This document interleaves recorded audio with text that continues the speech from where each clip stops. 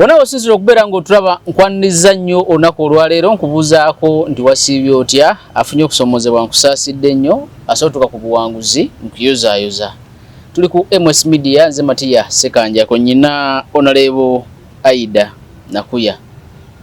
Muna DF ayagala kya Kampala ey'omumasekkati. Sojita Kampala Central. Agenda kubuuza tutandika okwogera ebigambo. Aida, buuza abantu. Abatuwuliriza era abatugoberera njagala mbabuuze muli omukyanno. Mujje baleko gyonna gye mutuusizzaako engalo. Mathias, njagala nsaasira abantu bonna abafiiriddwako abaagalwa baabwe. Bangi mukwano gyange waliwo abafiiriddwa bambi. Kitalo nnyo, kitalo ddala. Era nsaba Mukama yaba abagubya n'emyoyo gy'abagenzi Mukama agiramuze eki kisa. Ate njagala njozeyoze n'abaana bonna aba graduating from Chambogo University, waliwo n'aba graduating from IUIU. Njagala mbagamba okusoma kikulu ate era kyamagezi. Njagala mbakubirize nti wowe olina chance era ng'olina omwaganya ogugenda okusoma, genda okole ki? Osome. Nakuya Aida, small body big brain, MP Kampala Central. Na sister we had graduating kwa UIU obatanaba. A graduating mwaka gujja. Mwaka gujja. Kale, wona osinzira okubeera nga otulaba nga Honorable Nakuya waga nti okusoma kikulu. Omuzadde alina omwana okuva ku nursery okutuuka ku kibiina ekyomusanvu, essomero ly'enkuzigirira lya Sweet Valley Islamic Nursery and Primary School. Lyatandise okuwandiisa abaana okuva ku nursery paka ku kibiina ekyomusanvu. Ebizimbe birungi ddala. Environment nungi esobozesa omwana okusoma obulungi, abaana balya bulungi, abaana basula bulungi. Balina center number ku kibiina ekyomusanvu. Basangibwa Kibajwe, Degeya, Bombo. Ogenda okubeera nga obasanga. Ogenda bafuna ku namba z'essimu zino wammanga 700 808 882 ne 07 860 0 5 3 ogenda okubeera nga obafunira. Okuwandiisa abaana kwaguddwawo. Onayo Nakuya Wangi taata. Kampala Central eryetyayo.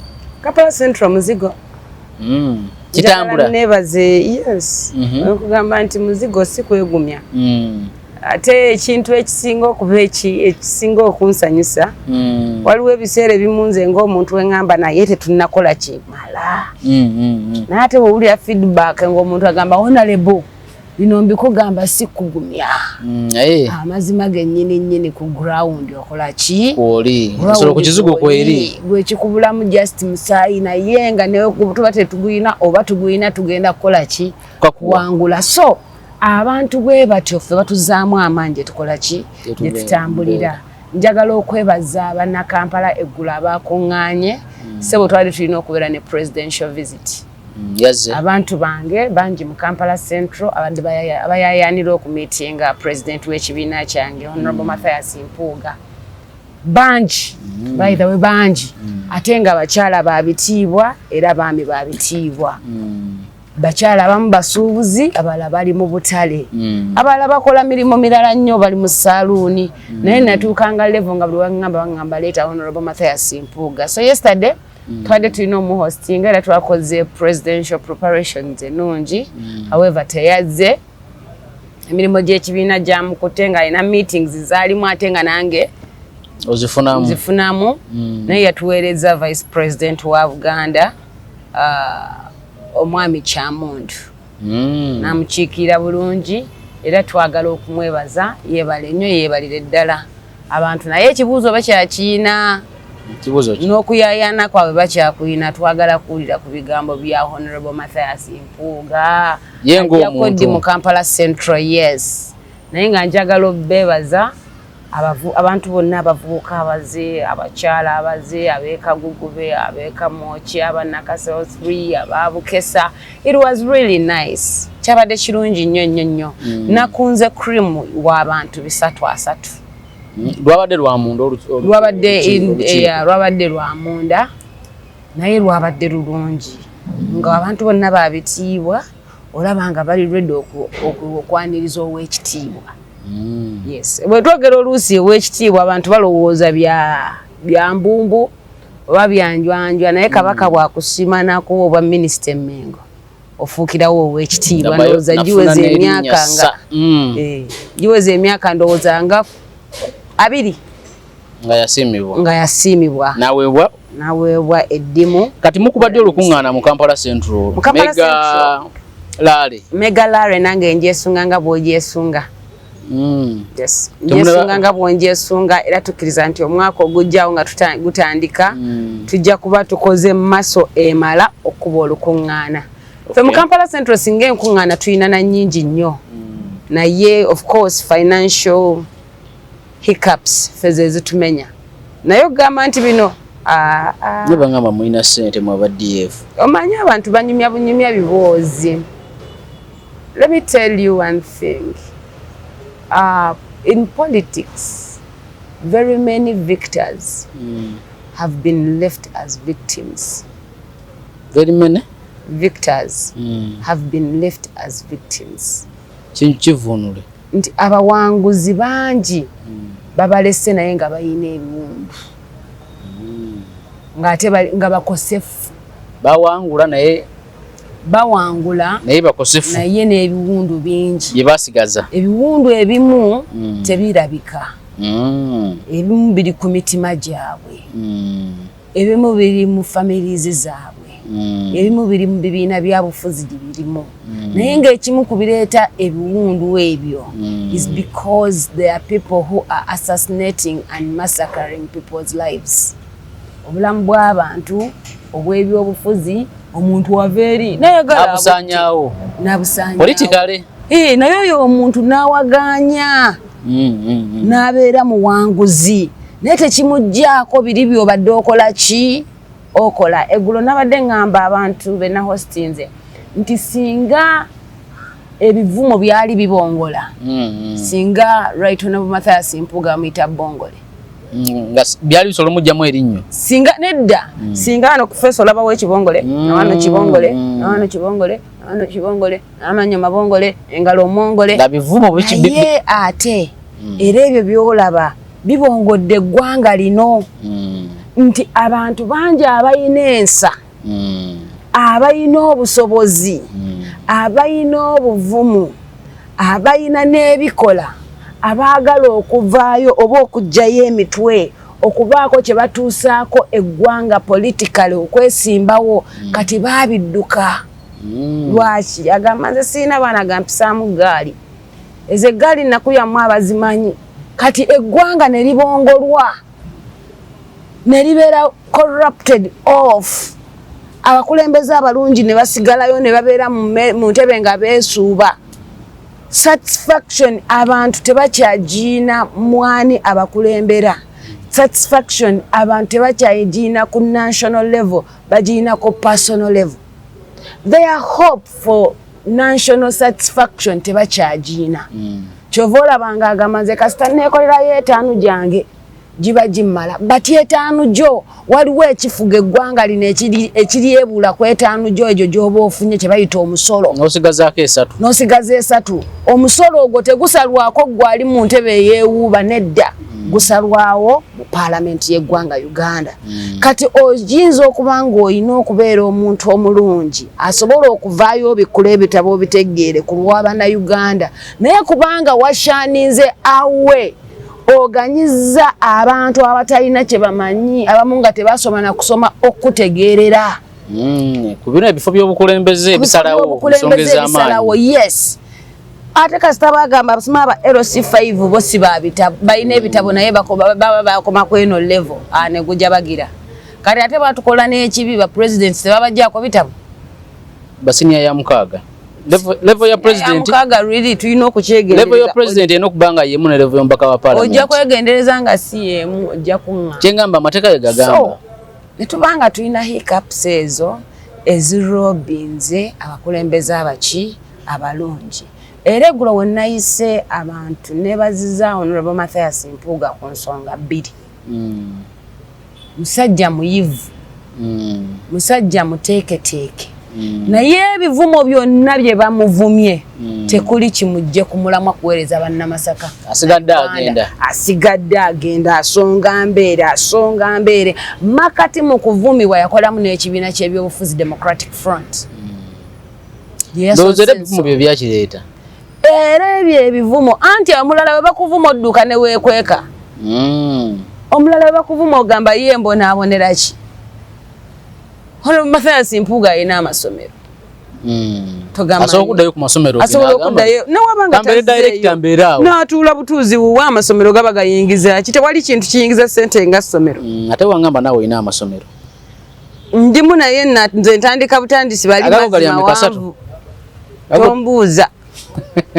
Bali mazima wanvu badduka speed ya yiri naye era sobola batuka kubanga already be bateeke ate abagalo tuteeka oba bali mu process yo tuteeka naffe tubeera abaki abateeke ate naffe tuteeke abaki abalala so ekyo nakimwebalizza ekyokubiri kye namwebalizza nti nze Aidan Nakuya waliwo abaali balabanga sigwana ne bakwata personality yange energy yange enthusiasm yange obwagazi bwange n'amaanyi gange okuweereza eggwanga ne bagamba gwe tosaana ne bakusula ku jirikiti ne banteeka ku kijirikiti nfiire kwa awo naye bwe neegaganula amaanyi nenkuba omukono nti mpulira oli mu nnyanja obbira ndi mu nnyanja nzibira naye sinnatubira nkyasobola okuwanika omukono abantu bagukole ki bagulabe nti bannange nkyaliyo musobola okuntaasa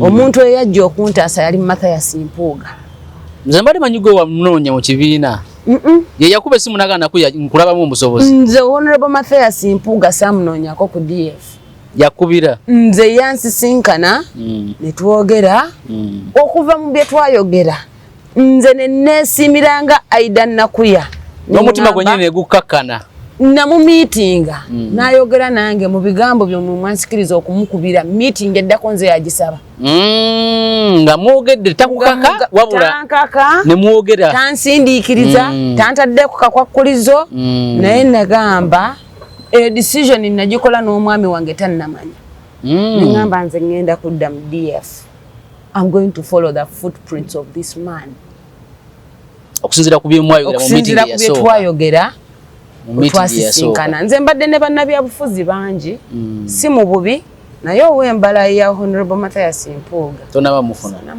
sure eri kyali Sweet Valley Islamic School. Omuzadde tukwaniriza ku Sweet Valley Islamic Primary School erisangibwa Eddegeya Bombo Kibajje nga wakava Bombo mu town. Sweet Valley Islamic Primary School somero liva ku nursery okutuuka ku P7. Tulina staff 2 eya secular n'ey'eddiini era omwana agenda okuva ewaffe ng'asobola okusaaza. Tulina dde ne boarding abaana basuzibwa bulungi. Tulina eddwaliro ly'essomero erya Sweet Valley Medical Center, computer lab ey'omulembe, tuyigiriza abaana ebyobulimi n'obulunzi, tutumbula talanta z'abaana n'ebyemizannyo tubisaako essira, dining hall ey'omulembe abaana mwe baliira emmere, environment yaffe esobozesa omwana okusoma obulungi. Tulina center number ya UNEB n'ey'eddiini IPLE. Ebisale byaffe bisoboka okuwandiisa abayizi abapya kugenda mu maaso ku kampasi yaffe Eddegeya Bombo Kibajje. Ebisingawo tukubire ku note 7 note 8882 oba ku note 786 note 16593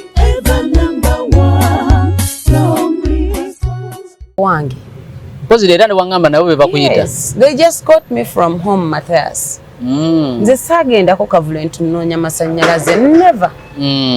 Actually eyo incident eyina n'abajulizi kubanga baŋŋamba oyinayo abantu bawano mu Kampala b'omanya basobola okubeera naawe ne bayimirira naawe bayite tutule nabo mu lukiiko. Balo byennyini nga bebagamba. Yes, twali abantu nga 15 n'empita abantu bange bemmanya abavubuka bange abo yeah 10 n'abo na 5 ne tugenda mu meeting y'omunene omu ne tudiscussinga naye abavubuka nga mbuza tiketi yoweeri ife tuli wiringi n'abagamba tiketi ya Nakuya eri safe.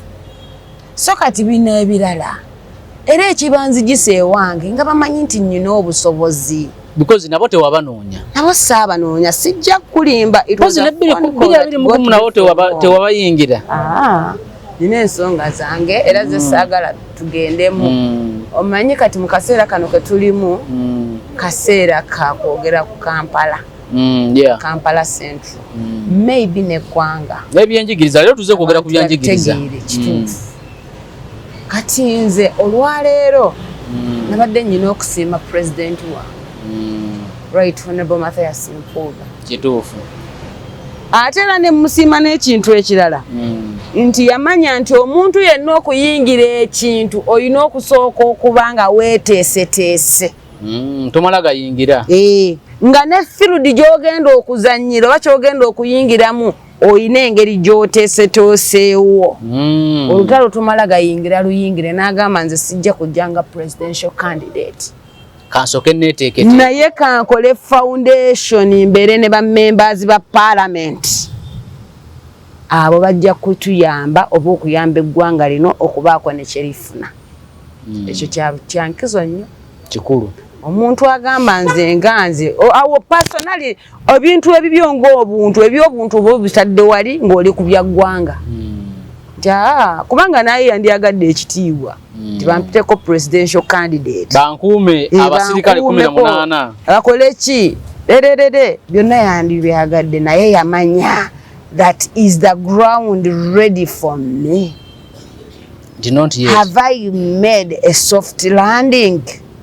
Singa abakulembeze bonna beebuuza ebibuuzo ebyo nga tebannayingira mu bbato n'abafa bandi badde batono. Exactly. Onosoka nawe ne weepima. Singa eggwanga lino lyafuna enkyukakyuka eya namaddala dda.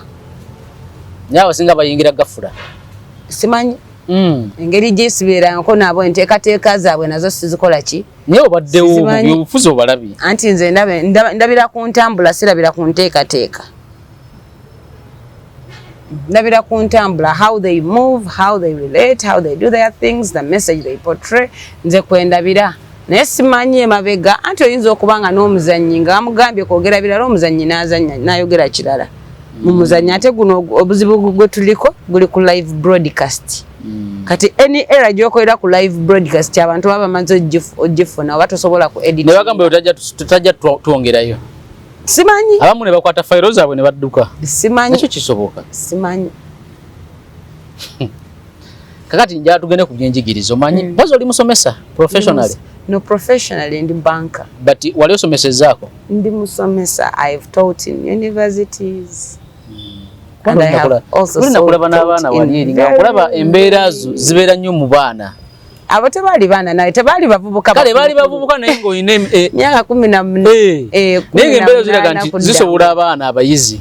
Nzobo bayina kyandi mukyala w'abantu. Soka. Otuuka mu ekyokubiri bayina kya ndi muntu mukuza. Ekyo tewali akiwakanya nze ndi mukuza. Nze Mathias ne wompa omwana wonga wa myaka 2.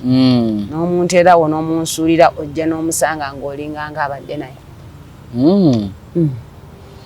Kati njala tugende ku nsonga z'obuyigirize.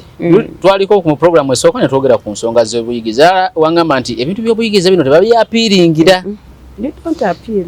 Bali tugenda okwogera ebyo nga ye walukagamba z'okukola apiiru. Naye Kinobe, Simon Peter Kinobe, omulamuzi, yamatizaaga nti ground kwe baagobera isi kwe yagobera Walukagga eya expire. Nange kwe nsinziira okugoba bino.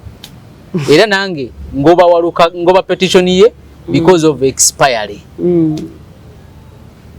Naye tubadde n'eri embeera abasoma abateeketeeke tetubaagala biki kati batandise okusensula n'okusunsula mu bano basiina bitabo basiina mpapula. Ensonga ya Walukagga no swagitapota otya?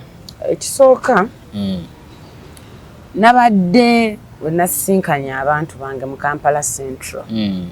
Ne mbagamba nti okuteekateekera omwana kirungi. Naye okuteekateeka omwana kyekisinga. Wabadde mu lukiiko lwange? Saabaddemu naye ekyo nkimanyi. Ate lwaki oyogera bye nayogedde n'obikaatiriza? Nanti kati mulimu ebintu byo nga birabikako. nti bolaba ekitala kya green kigamba genda olwaleero eggwanga lye tulimu abantu badde batandise odditeeka kwa stray nga bagamba tetwagala muteeketeeke naye buli muzadde ekimukeeza okukola okulafuubana okusomesa omwana we omwana n'amwejjako nga wa myaka 5 n'amuteeka mu boarding school agenda akalaasane n'ensi n'edduniya ekibakooya kunoonya fiizi za mwana asomeko era omwana oyo asome ekimu ku bimusomya kubaako kyalina okufuuka eyo prosesi y'okusoma paka woofuuka obeera mu prosesi ya kuteekateekebwa n'abagamba tebaagala bateeketeeke abaana baabwe bali mu masomero malungi kumakya ku maliri baba bakedde dda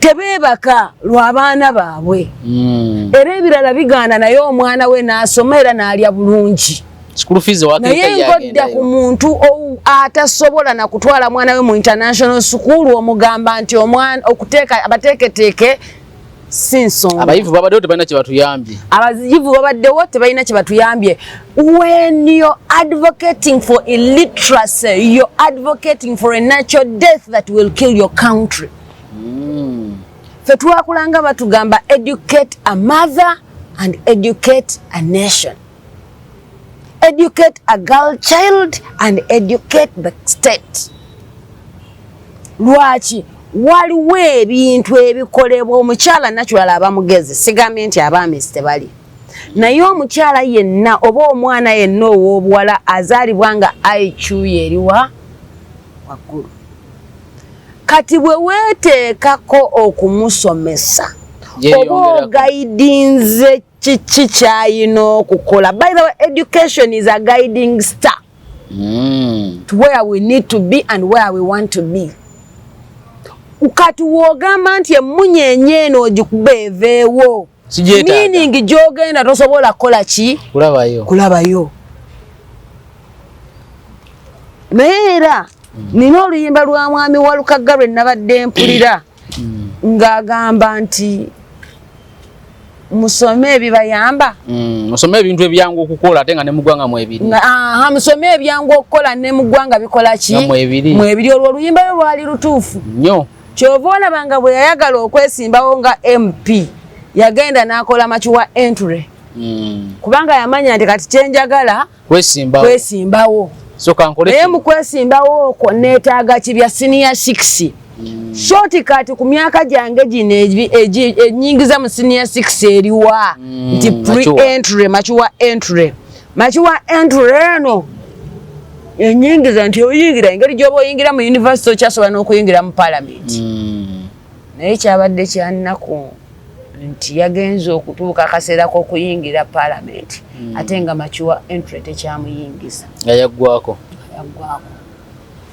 singa baali bamuteekateeka right from the word go leka Mathias nkugambe ffenna tetuli bateeketeeke kubanga twalina abazadde abalungi my mother is a peasant mama wange mulimi alimirawo nze nga mama wange mulimi alimira Isinjiro mama we bamuzala Isinjiro nedda bamuzala Rakai ate Isinjiro yatuuka yati yagendayo ng'omukyala takyabeera na taata we ebyo ng'oyingira mu bingi so mama owange mulimi kitange musomesa naye baafuba ne bakusomesa naye baafuba n'enkola ki n'ensoma ne we natuuka ne balabanga bakomye nayinayo mu lunyiriri muganda wange Dr. Faith Namayengo Muyonga owa Cornerstone Junior School lecturer e Kyambogo University eyankwata ku mukono Cornerstone ereka sanda nedda Cornerstone wane mukono yankwata ku mukono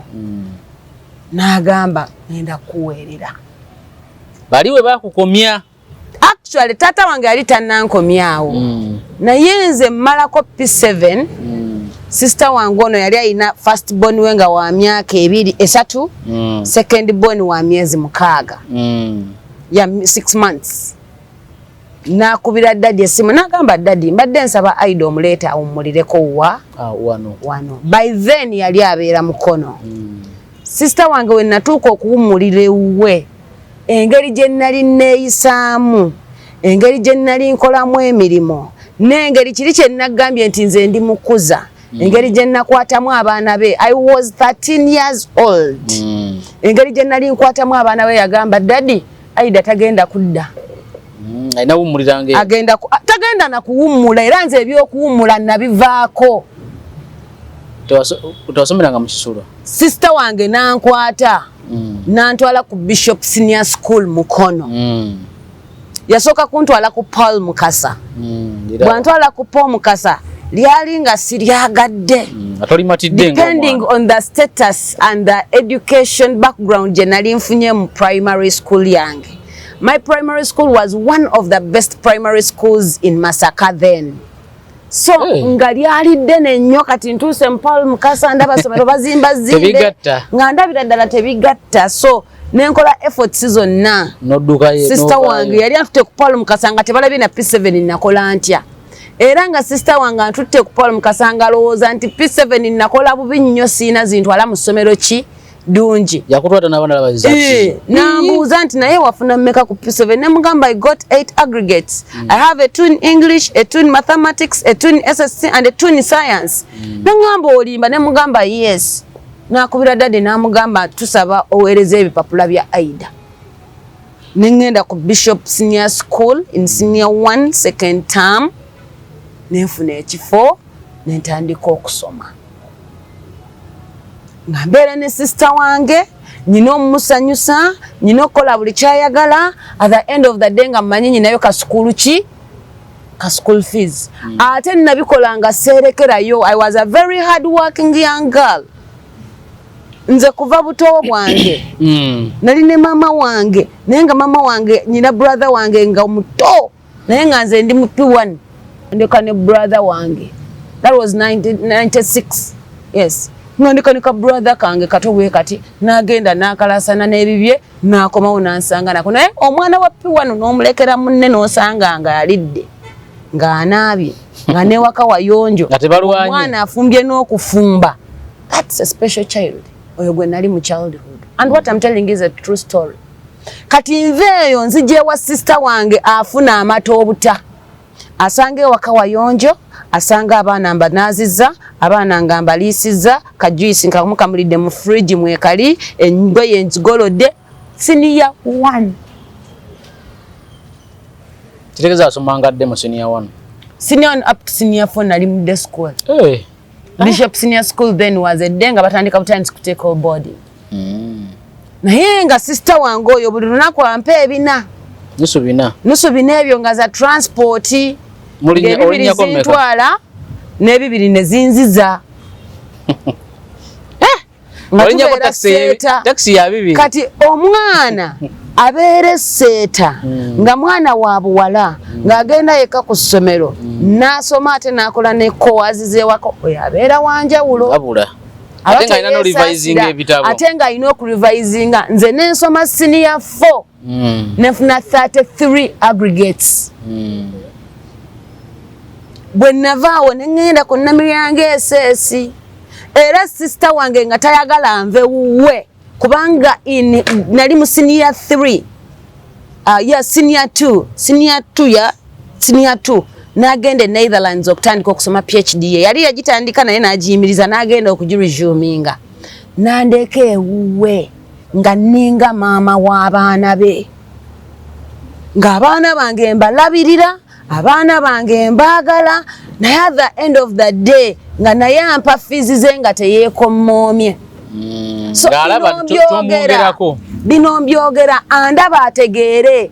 It's not guarantee nti muzadde we yekka yalina okuwa ki school fees. Era toveeri n'ogamba abantu nti nze mama wange teyampeerera. No. Buli muntu atasobodde kukola kyalina kukola mu bulamu bwo. Katonda akuteerayo omuntu oyo omulala asobola okukola ekintu ekyo.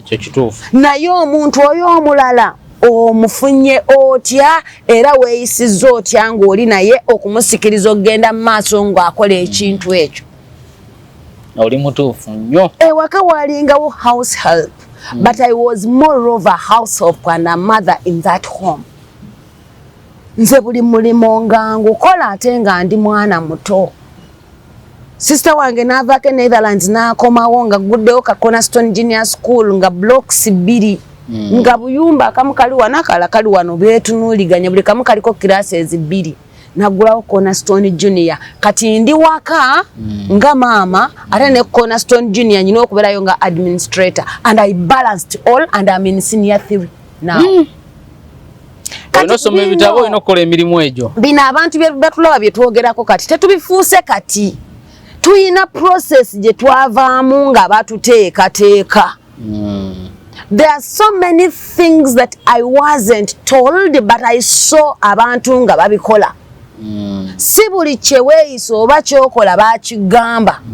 Naye oliranako abantu ababikola n'otegeera bwe babikola n'oyiga bwe babikola nga tebabigambye. Olwaleero okusoma kiri very important and crucial as that. Wetubanga tugenda okuteekateeka abakulembeze abatuufu era abalungi. Kyova olabanga nze mu Kampala abantu mbeera buli kye mbagamba mmanyi kisoboka. Lwaki nina omukululo gwe navaamu mu kukula kuno nakulanga nnyina solutions to the challenges I have been having but nga siina busobozi bwetuuzaako solutions ezo. Naye nga gwolaba nti kino kisoboka okumalawo kiri. Kale singa wano tukola wano singa wano tukola wano singa wano tukola wano. The same applies at this moment. Olwaleero omuntu yenna ng'ayogerera bubi okusoma dake mabega kubaiko step na 10 toddamu mweliranya. Nati bagana abatasomye tebali abatasomye tebaliwo we bali bagaggawadde sente baziina we bali gwe yasoma osinga ki sente bayina baliwa mwe bali mu ggwanga bwe bagamba golowooza nti waliwo omugagga ategomba kutula mu parliament singa badde ina sanite singa ebyobufuzi tebiriiko kkomo lya byakusoma singa abagagga bonna beesimba dda kubeera mu parliament.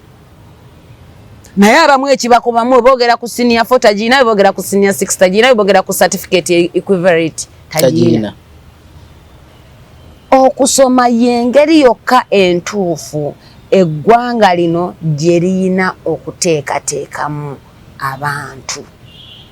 Ye first priority mu bulamu bw'omwana singa obanga omuguluminga. Ekyo kasita twagenda mu colonialism ne kitubaka okubeera ku globe nga tusobola okuteesa ekintu kyonna eky'ensonga. Kitegeeza bakuba okusoma bakyamu. Omuntu yenna akuba okusoma akuba okuteekateeka omwana obanga alwana omuntu lwakubanga muteeketeeke kyamu. Tewali kintu kyogendamu nga toli mweteeketeeke nga teweeteeseteese n'okigendamu n'okivaamu bulungi. When you're not prepared you cannot do a thing. Kati olwaleero singa Mathias Walukagga yali muteeketeeke oba singa Walukagga mu butuufu bwakyo yeekwata ku bateeketeeke ne bamulaga ekkuba ettuufu olwaleero singa akyali mukulembeze. Naye eyo decision ya Walukagga gye baamukozeeko yamugobye mu politics for life. Naye asobola okumaliriza degree. Kigenda mwetaagisa amaanyi mangi bw'aba yagitandika. Walabako application ye? Sigirabangako. Walabako admission form ye nti ya applying the one. This is his application form for a vacancy in this university and this. Kubanga nayo singa kati byafuluma dda. Kituufu singa yabiina. Singa byafuluma dda. Singa batuwaddeko ne transcript testimonials ze wezifaanana. Bwazaakola mweyo university. Singa byonna biri mu pipeline era singa kati tumanyi ne results ze. Naye kubanga ebintu ebimu biri non-existent tosobola yagenda nakola ka test kano. Yali abala nti kamuyisaawo wano. Kampisaawo. Kiggwe. Era balina okubanga baamugamba nti owaaye kasita oyinayo kali kamala. Kubanga aba National Council for Higher Education bamuwa certificate ku 11th atenga ko kagwako ku 12th ng'agenda ku nominating nga MP ku 23rd of October. Those are 3 months after. Zirienda ku resources ziri mu June so kiri 12th 11th June wafuna satisfaction from National Council of Higher Education. Expiry 12th June is the expiry, and 23rd of October was the nomination. 22nd, 23rd was the nomination date for the members of parliament. So any lawyer ali soba tasobola kusala musango ogwo nti ogusinze kyekiri kye nakugamba. The best way to appeal about academics is to go back to school. Kyejokka kubanga court tegaba qualification tezigaba olina kudde ku ssomero kati sente ze yayonoonye kubanga n'okufayiringa omusango ne gukikinga off oyina osasula. Kituufu oyinza ogamba nti kale bakanso teyabasasudde tasobola kutabasasula naye kale waba teyabasasudde ne keesi eno yennyini ogifayiringa n'ekikinga off you have to pay some money. Kati ezo zaagenze. That was a cost that you could have avoided. Ngaafunye bannamateeka basobola omugaidinga obulungi. Sina bannamateeka. Yeye nnyini. Singa ye mwennyini yasooka kyekiri kye nakugamba nti atuuleko ku buliri bw'atunule waggulu. Yeebuuze. Ddala nnyina empapula. Mathias okusoma kuliko ebintu bingi.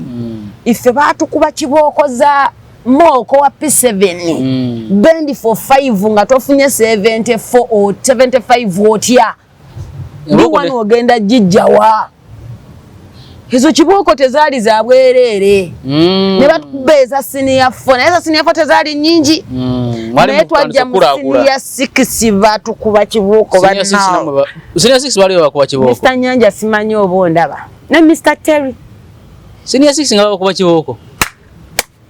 Mr. Kaizi yafa. May your soul rest in peace. Batukuba kibooko Namiryange SS. Namiryange SS yayinamu buli mwana wa ddalu. Senior 6 nga bakuba kibooko. Gwe bagoba ennaalya bamuteeka Namiryange SS.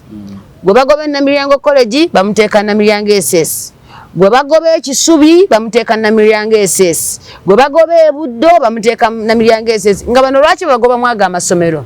Dalu. Kati naffe bambi be bataagoba abajja mu Namiryange SS kubanga lye twali tusobola abazadde baffe tuteekamu naffe batwalirangamu tuli baaki? Baddalu. So they knew that we are very bright students naye kubanga tulina eddalu we are not performing. Bali bayina okutukuba. Era komekereza ku senior 6 I got 21 points. Wakola ki? Nakola HEGD. History, economics, geography and divinity. Out of 25 nofuna 21. Nofuna 21 points. Wakola. Naye lwaki nazifuna eno kibooko ze najja bankuba baali banteekateeka. Kati ye waluka kati alina kibooko ne mujja afunye. Kati ezo kibooko ayagadde tula mu ssaawa 2. tosobola kuŋŋamba nti nze natuula emyaka 2 mu kiraasi nenfuna certificate yange nenfuna ne points zange nga zoogera nga zireekaana. Noŋŋamba gwe otudde essaawa 2 naawe ofunye ekyenkanankana n'ekyange. Tekisoboka. You people tekisoboka obanga amalamu ono omwana ali mu A-level amazima oba ogambye omwana ali mu O-level nti gwe kasita omala senior 4 genda okubeeyo ekyeyo kyo myaka 10 kasita oweze omwaka 21 komawo wano okole makiwa entry ogende e Makerere. Why should I bother? School fees nezitagenda nnyo myaka egy'ebiri kubanga it's a lot of money. Ennamirongo twali tusasula 1.5. I think right now basasulanga 2 point something.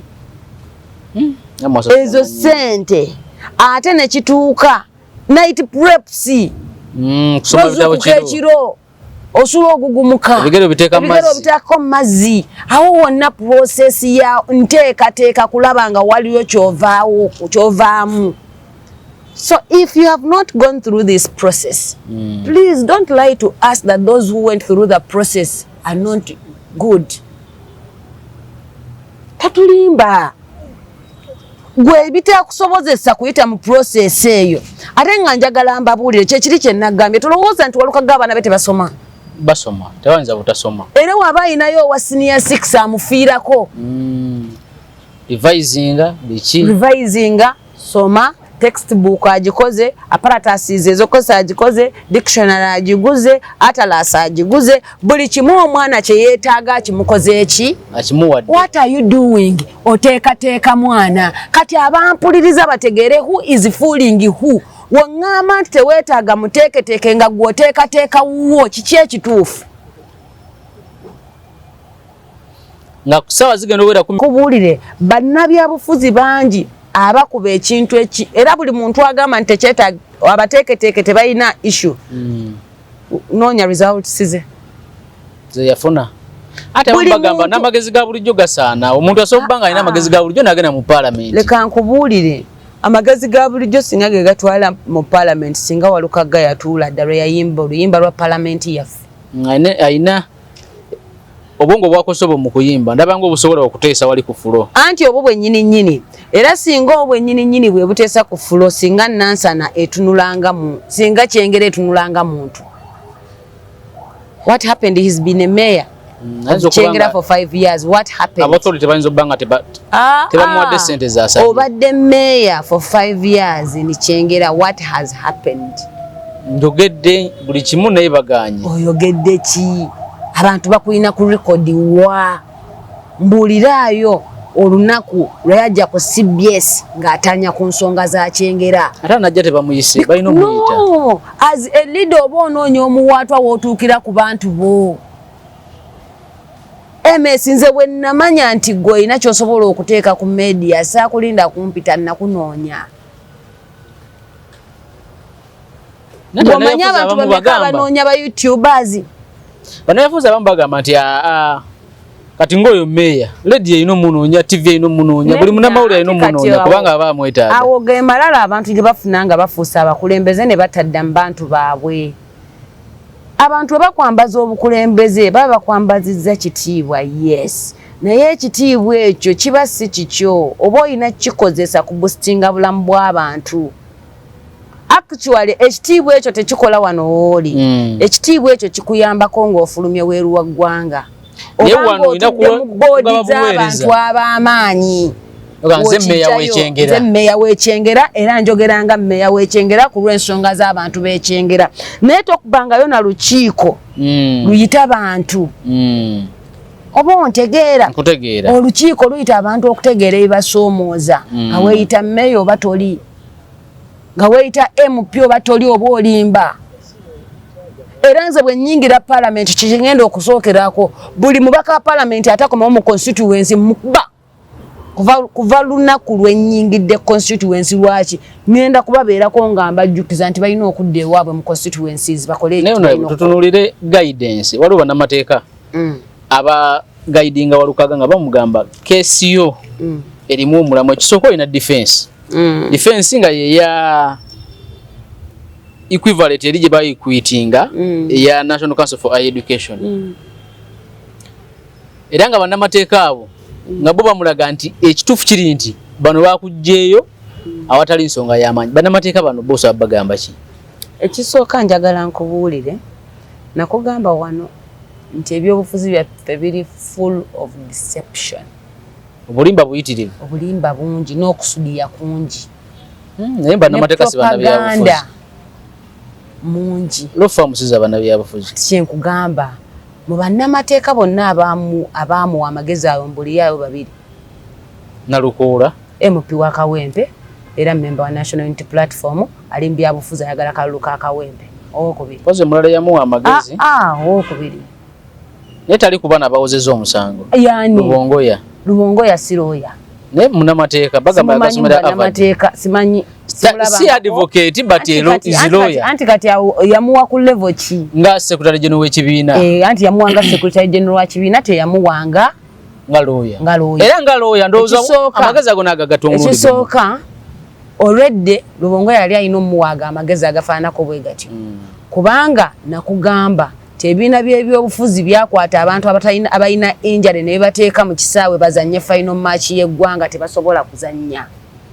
Kati ayina okuprotectinga image y'ekibiina nti tekyakola nsobi okuwuddisa okwo okulimba abantu okutambulira kumu. So kati ye yalina kukola ekyo. Yenna wano ye yalina kukola ekyo era kyandibadde kya buswavu singa secretary general w'ekibiina avuddeyo n'aconsentinga nti amazima omuntu waffe talina biki biwandiiko lwaki deception gye nkugambye bulimba nakwerimba.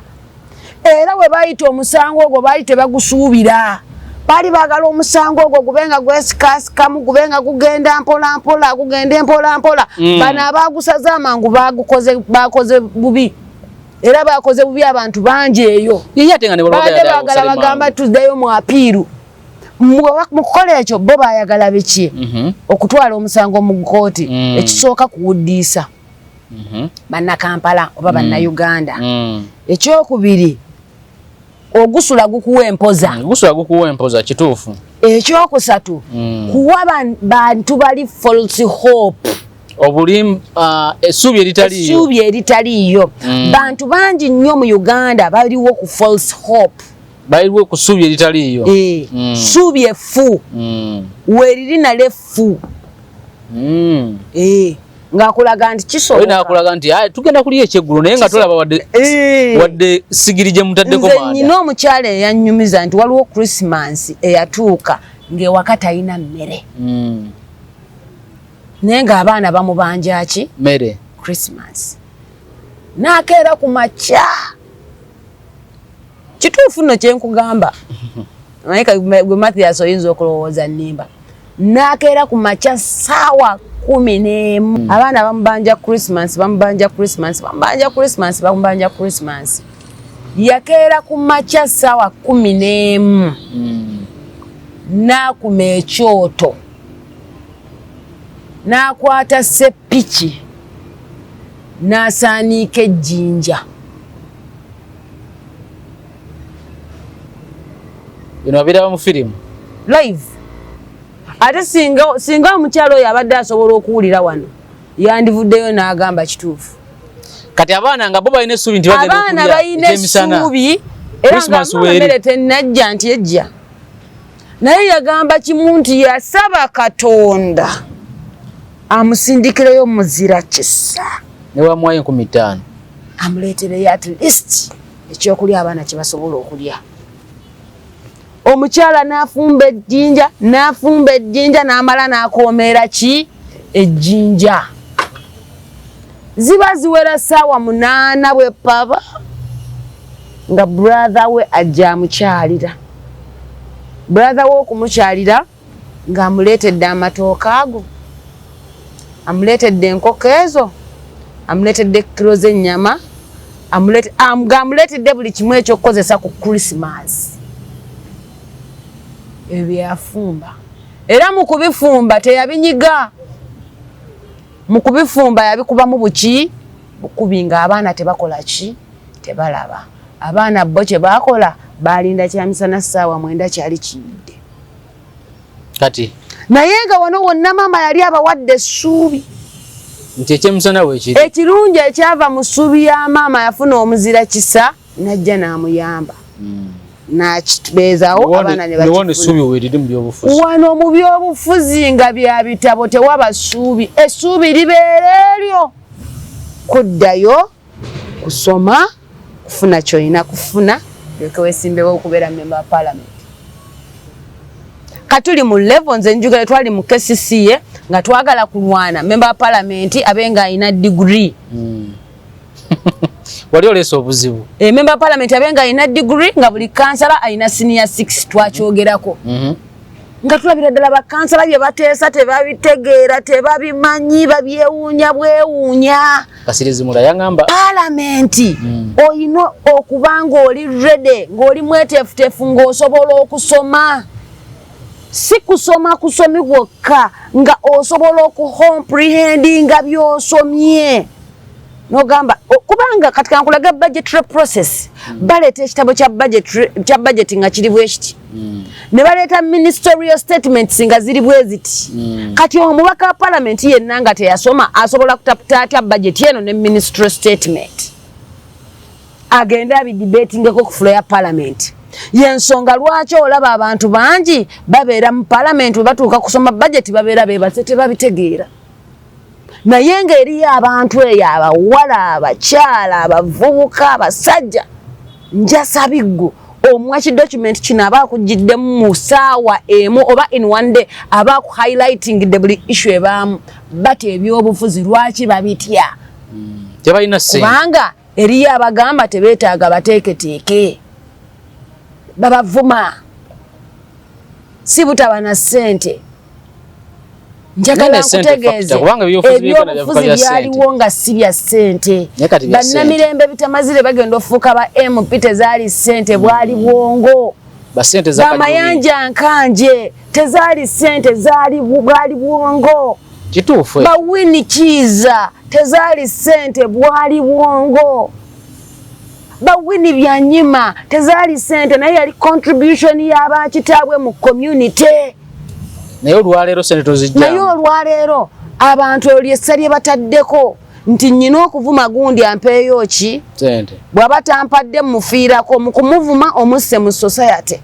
awo tulina okuvaawo abaana baddeyo basoma era tell you n'ekirala tewali muntu nga yasoma ng'alina degree nga bamukozesa okuvuma batono ireka naawe je bali abalina madiguli n'abalina certificate ya senior 6 batono be bakozesa okuvuma ne bamuwayo ekyetaano omuntu yenna ng'asobola n'avuma ate kati disadvantage tufunye be bantu nga mmwe already abalina platforms ennene bwe ziti enzimbe mwe basobola obbagula ate ne babavumisa abalala naye omwana oli akyalina conscious ye ng'ekyaliko original kizibu nnyo mu corrupting avume obwa kansala olina bana national ID obwa kansala olina kuba ne national ID ne voters number kubanga gundi yangamba kasiri ezimula manyi sente wa district ekasanda nti bakansala be bakolagana nabo kansala bwe baba nga balina olukiiko lwe bagenda mu erinnya lye lyokka limalako eddakiika 2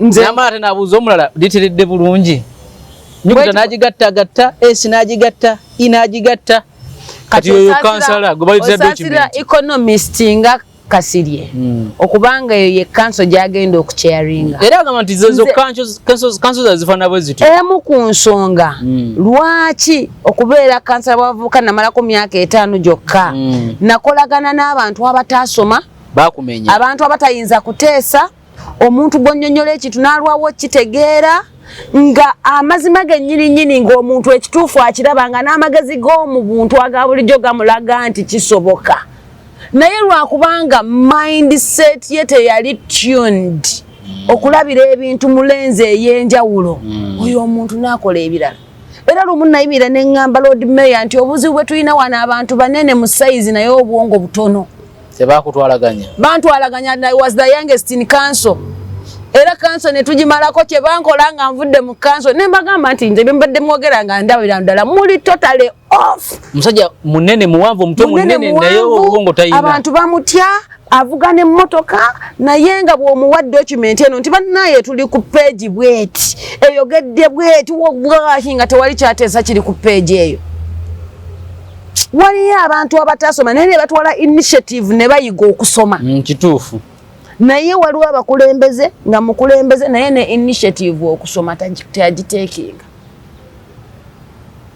era njagala okwebazamu walukagaako ensusso kubanga namulabye ku TV ng'akolayo ki oluzungu ng'akola ng'akola interview ku TV tebakolayo oluzungu ngamba ng'ayogera ku luzungu ng'ayogera naye nga alagira ddala ebigambo yayiza obbyangu yamu nga member of parliament n'okubigatta obulungi.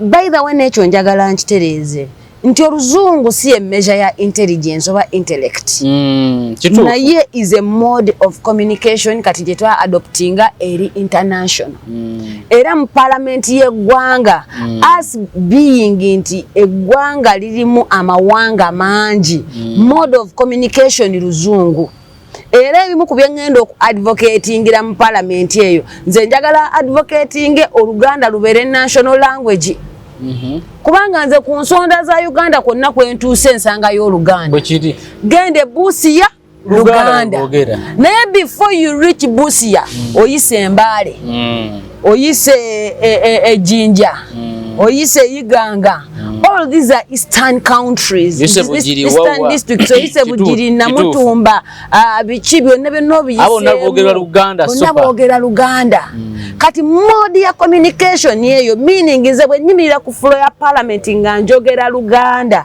n'omugisha asobola okuntegeera nagende Congo nentuka ku border ya Uganda ne Congo munnange nga boogera Oluganda olwaddala nentuka emutukule Tanzania ku border ng'Oluganda weeruli Nengamba Oluganda lubulirawo wano makati. What if efuuka national language? Efuuka national language. Kikola. Era kikola. Nolabanga one changuwa. Because there are so many two speaking languages. Simayo bontegedde. Nkutegeera. The two speaking languages. Abantu abasinga boundaries zonna ezitwetoolodde balina mwaka akantu. Kati it's just okujjawo pride ne tu adopting olulimi Oluganda nga national language. Ate ne kikolebwa mu parliament. Olulimi Oluganda luli expensive n'okusomesebwa. N'okusomesa abaana nga lwe basinga okuyita. Yes, abasifuna basinga okuyita olimba. Abaana abasinga bayita nnyo Oluganda bano bantwala Luganda ku A level. Bano mu O level ku senior 3 natwala Oluganda baluyita oluyita lotalabanga na. Tebaluyita kubanga balwogera. Baluyita kubanga baluwa obudde. Baluwa nalo balu sebo Oluganda butabo. Nze nzijukira ebiseera byaffe mu senior 4 bazibumbira kwatiko ino kasoma. Paulo kiri mutunawugwa mukola. Mukola kosakola Luganda nze I was doing French. Naye era mbeera wonengamba kale singa nakola Oluganda kubanga kati kyakutwala mu French. Sina kyenzijukira namusoma emyaka egyo. Wamuyita. Namuyita actually yakola obubine bw'umundi ne gundi yange ya senior 4 guidance yakubula nafunako credit 6 nengamba kati nibadde mmenyekera ki naye ng'Oluganda manyo luwandika n'olwogera. Nayina sister wange oyo gwe nakula naye gwe nabadde mbannyonnyola ng'agenze nnyumba Dutch. Kati nga ye alaba Olufrench lutunda lujja kuyamba mu maaso awo tomanya lusobola okuyamba ng'ayina student we ekyambogo naye ate nga naye yakola French. Kati ngalabira ddala muganda wange wakola kino akoze nnyo era my sister influenced me so much okola food and nutrition nenkola ne French as the additional subject. Naye singa obudde bwe namalanga nsoma French myaka egyo nabe wakola naye wallahi sikulimba kale waliwo wensanga aboogera Olufaransa nentegeera kye baŋŋamba. Osobola okwogera aba owulira okwogera n'omuntu omanyi kye bayita okwogera Olufaransa kasita nva ku bonjour comment ça va c'est combien kyameka kati gwe wabuze dda awo okoma wali mutuufu okola je suis malade ndi mulwadde kyeza ogenda mu Bufalansa tolwana nnyo okufuna kyakulya. Sirwana nnyo naye baaba era otuuka eringa olwana bulwanyi. Katude wano batubale tuli ku guidance y'aba lawyers. Guidance y'aba lawyer eno ebuze eti omusajja waffe very deceptive. Ya mulimba kwali kumuwa suubifu kumulaga nti kisoboka nga tekikola ki tekisoboka. Waliwo ebintu ebimu mu bulamu era ng'omuntu alina obyeyigiriza. To know that an impossibility remains an impossibility till when you work towards it being possible. Tekyejjaawo nga tokukikoleredde kwejjawo. Kati neeno issue era mukwano gwange waalu amagezi gemuwa ave ne ku bino bye bayita mature entry agende ku adult education ya mwaka ogwo certificate oba ogifunye era kino kyawudde nnyo walukagga ku lutaaya namulabe kuwayo oliawo wagira wano yagenda okusoma senior 6 ne bamusekerera ne balaga n'okulaga mu results nti akoze bubi naye kati tomukwatako nti tasobola kufuuka member parliament kisanja kyakubiri nga kulunga mukwatako era nze ndowooza wakaga yali mu bibye nga yali wali yenywera kakyayi nga gamusajja namugamba n'agaana musajja yansekerera wano musajja yakola kino soma byotegeera ojja genda obitegeera nga tokyasobola bisoma. Kati waliwo mess mu kibiina balina ensobi gye bakola nga bawalukaga tikiti kubanga Magoola nawulira agamba nti nze bangambye nkole nominating because bakimanyi oli talina mpapula mbuuze embere backup kibiina kye kigamba nti gwebeera backup bino biri mu backup. I would say that I'm not the spokesperson for the National Unity Platform. But the little I know ku National Unity Platform, ekisookera ddala nti wovaayo ne weesimbayo nga independent candidate, you cease to be a member of the party. According to what they say. Yeah. Ate kati constitution Kibalama yagibaddiza. Yagibaddiza. Kitegeeza bwe bakyogera baba ki? Bwe banaamala ogigazeetinga. Osanga yagenza ogireetanga eri gazeted. Tekisoboka. Ekyo kati sikimanyiiko. So, olwaleero Magoola gwe bw'ŋŋamba nti ate watuula n'abakulu mu kibiina ne bakugamba genda onominating osirike. Kati magezi galina kuddamu nti baali baagala kufulumya kibiina. Ambu first time bamugamba beera ku pose awo ono bajja mugobolwa empapula. Ate we yandibadde ku pose anti teyandi nominate. Abeere wali ewakiso. Kyobadde ngamba nti Magoola abadde ta campaigning. Abadde yakomawo yava bweru nga bamaze okuyiwa Walukagga. Isi bwe yiwa Walukagga. Nave bweru yali bweru wa ggwanga. Yanominatingira bweru. Yanominatinga. Naga nakola business ze. Nti ground yabadde teyina gisagula. Abadde alina gisava gisagula. What is that? Kitegeeza anonya naye. Who is fooling who? Magoola ayagala kufuna bufunyi safe landing. Nga bw'olaba mu system eyo. That's the right word. An opportunist who is at the same time an extremist. Kubanga extremist aba asobola okwogera ekintu kyonna okulaba nga ajjawo opportunity eyo. Kati baamu yakyanguyidde na nnyo.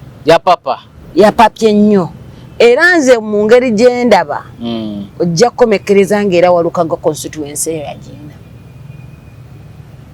Kubanga abantu kye basuubira ku Honorable Medard Sseggona.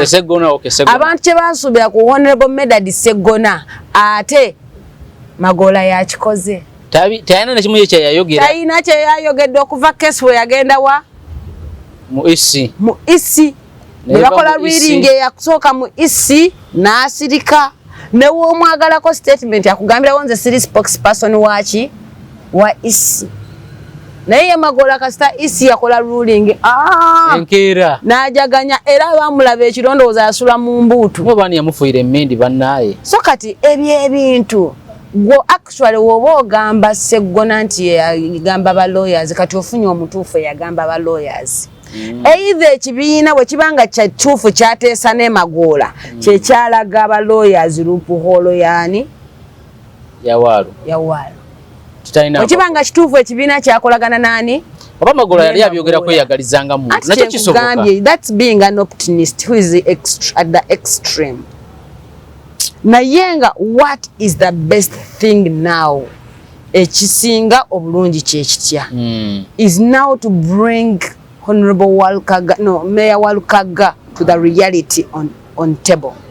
Nti amazima gali nti toyina ki ozifuna otya. Ofuna otya empapula bwoti. Amazima gali nti emyaka gino 5 ebyobufuzi obikoze eki obifulumye. Ate abifulumye bubi nnyo.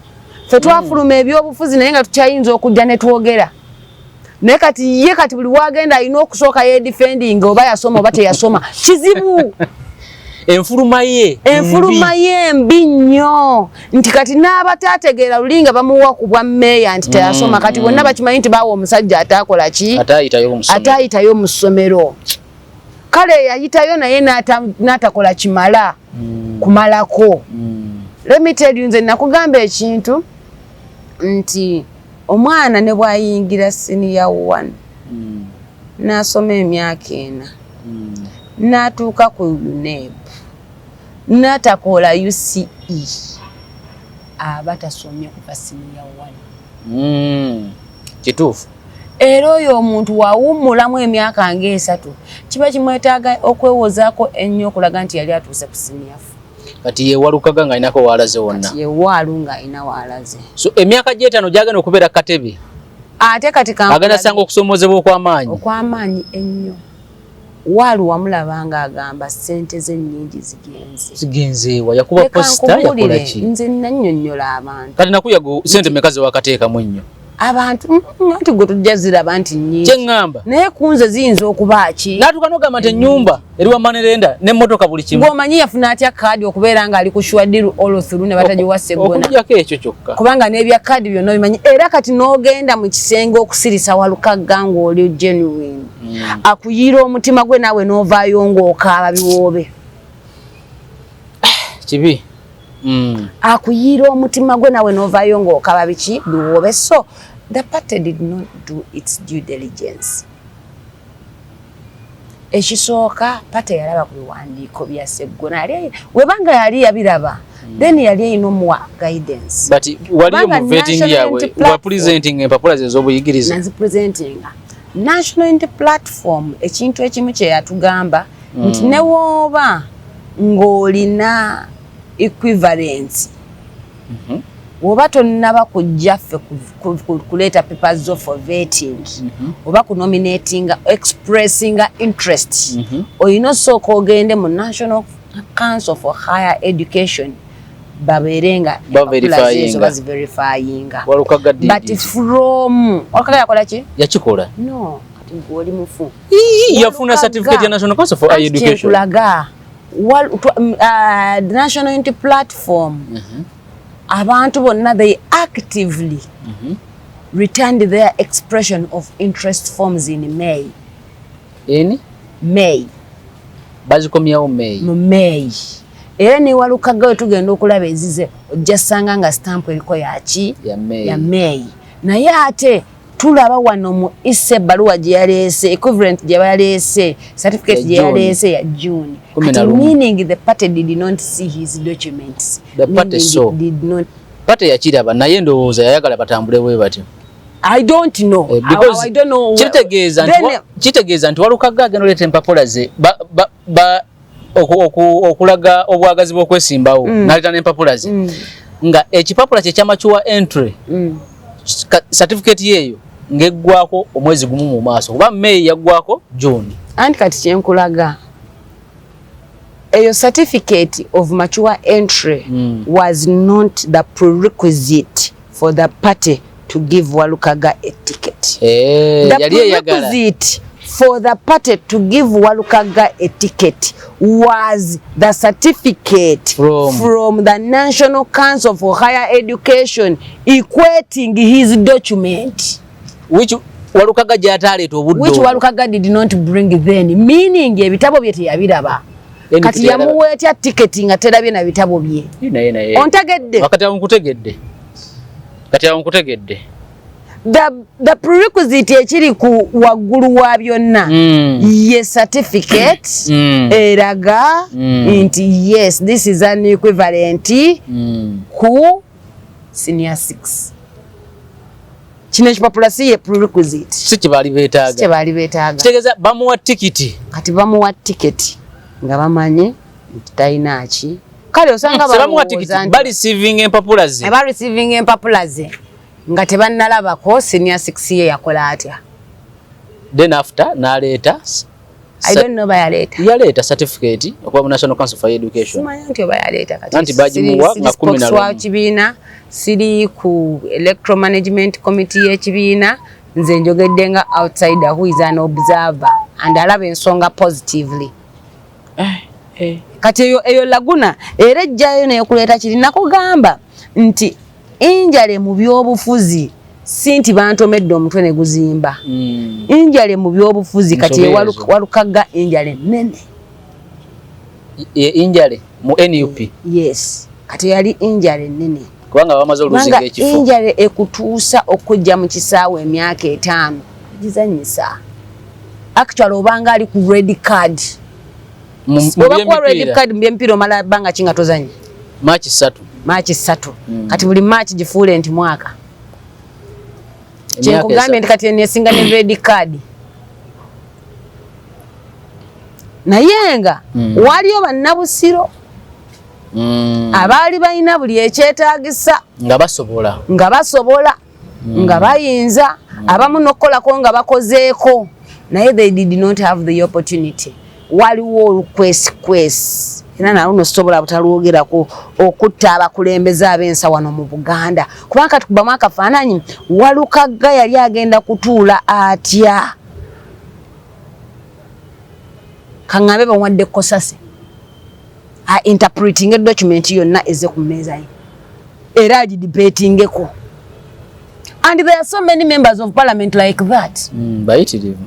Naye lwaki tugenda bwe tutyo? Kye nakugamba nti opposition egenda eruzinga trust y'abantu kubanga abantu bamanyanga nti opposition provides the best alternative. Kati tuli mu kaseera nge providing ate ebitakola ki? Ebitakwatagana. Bannaye. Nalabye ne bamuyita Idi Semata.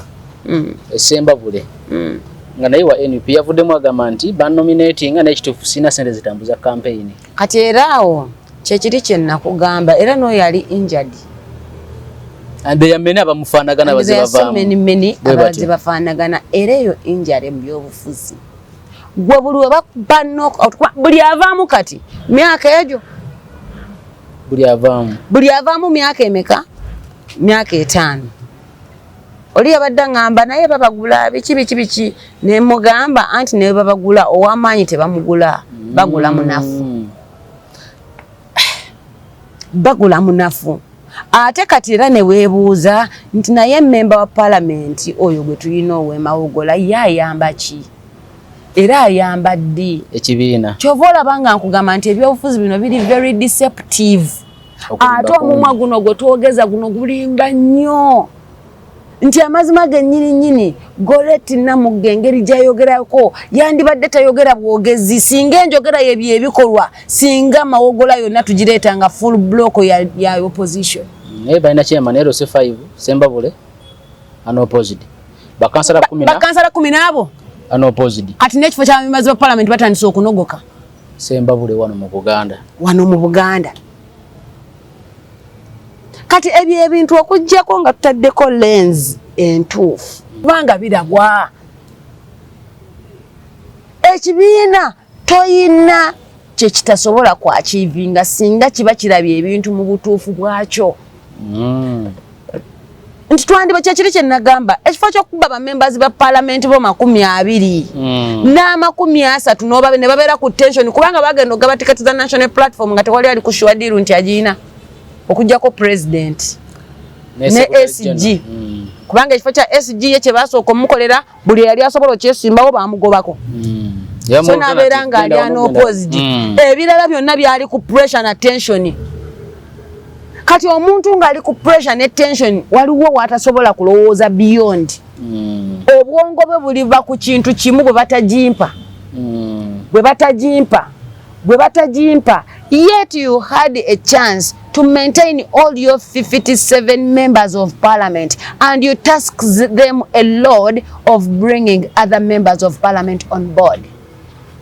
Jota kozesa chance eyo no bayiwa kibiina ky'ebyobufuzi kirina emyaka 5 kiwanze abakulembeze 20 kigenda kukuladde.